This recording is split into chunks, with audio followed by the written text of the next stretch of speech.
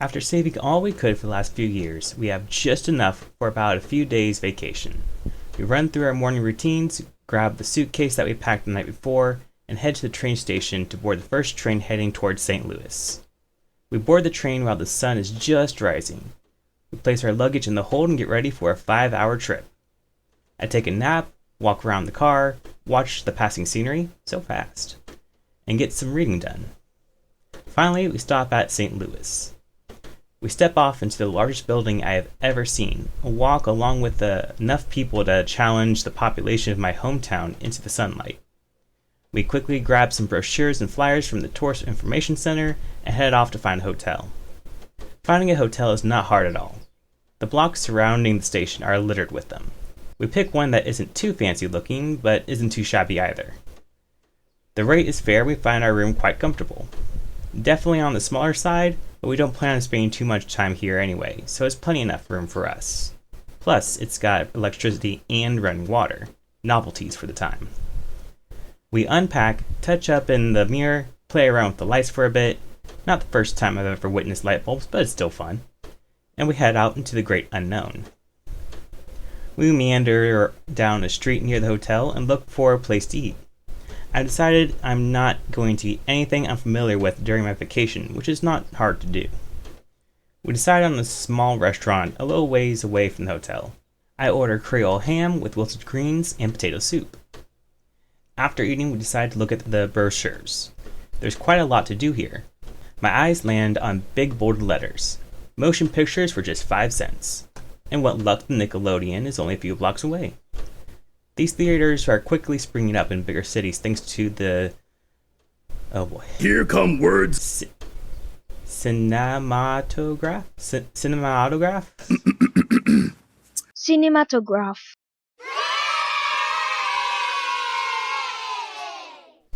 After some leisurely walking, stopping every now and then to window shop, watching some construction or listen to performers on the street corners, we make it to the Nickelodeon. For the rest of the afternoon, we watch many films.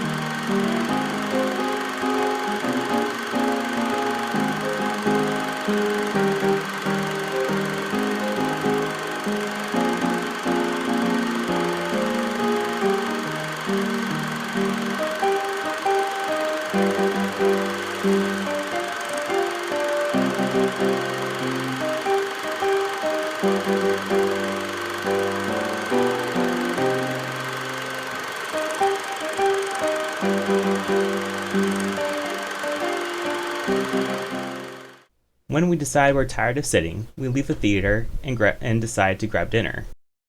I decide on chickpea curry on rice with a side of naan. After eating, we leisurely make our way back to the hotel, stopping to listen to a street band and to watch some trains entering and leaving the station. Upon making it to our room, I wash my face and brush my teeth in the bathroom. Running water is so convenient. We should get it in our house one of these days. As we get ready for bed, we talk endlessly about the films we saw today. Nickel well spent. The next day, we look through the brochures, write out a list of all the nearby places we wish to visit during our trip. A museum, a vaudeville, some small shops, and of course plenty of eateries. We stop at a cafe for coffee as well as an interesting breakfast on a bun.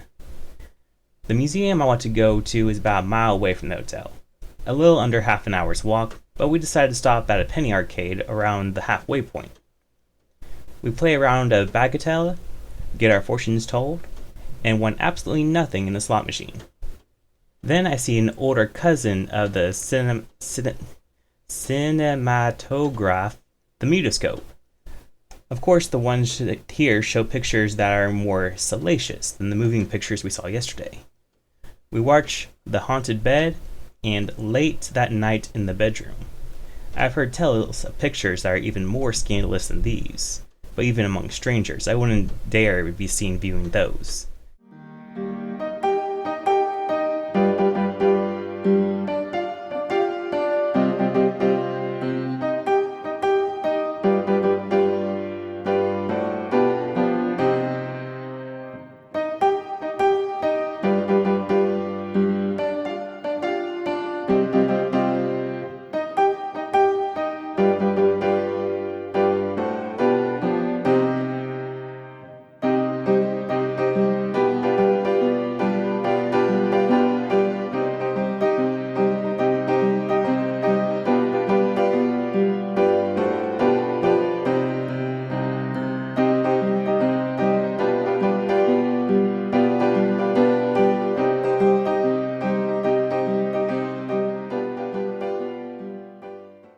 I leave the arcade being very glad I am very far away from any old crones who would have caused a fuss of me being in such a place. We stop at a nearby lunch stand for something quick that can be eaten as we continue our journey. I pick up a sandwich with an odd but flavorful bread. They call it focaccia. Not too long later, we arrive at our destination, the St. Louis Art Museum. The museum recently moved to the Palace of the Fine Arts in Forest Park from its original building. The museum also just became a public entity supported by a city tax, and that means that general admission is free. We walk around the exhibits for a good chunk of the afternoon. Here we see all kinds of art from around the world and through history. We even get to see some modern pieces from the students of the art school. At this time, this museum is the only museum in St. Louis, but that will change soon enough. Thanks to the funds raised by the recent World's Fair, the Jefferson Building for the Missouri History Museum will be built. When we exited, we only had a little time to explore the surrounding Forest Park before tinges of orange started to cut up the sky. We decided it's time to head back to the hotel. Before we retire for the day, we decided to stop to get some dinner. There I have my first and only real meal of the day. Yet another curry. What? It was good. Plus this one's got spinach in it. By the time we finish, it's already dark outside, but the streets are lit and there are plenty of lights from the surrounding buildings. Surprisingly, it's more than enough for us to see our way around, the light even drowning out the light from the moon and stars. We make it back to the hotel room, kick off our shoes, and get ready for bed.